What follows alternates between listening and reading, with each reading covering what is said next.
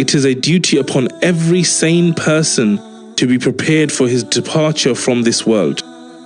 For one does not know when he will be served by his Lord's commands to the angels to take away his soul, nor does he know how long it is going to be before he will be summoned for the Day of Judgment.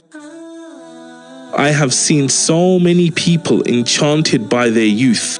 They have forgotten that their peers no longer exist, yet they are preoccupied with prolonged hopes to stay alive.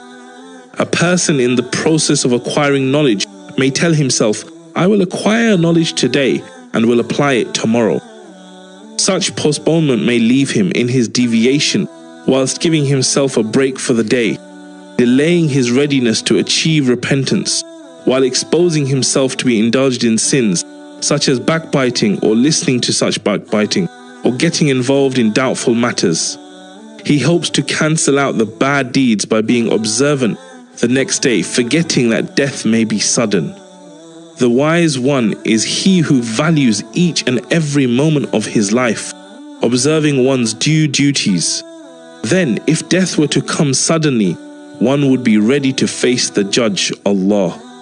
However, if one is granted his wish in his life being prolonged, that would mean the increasing of one's scale of good deeds.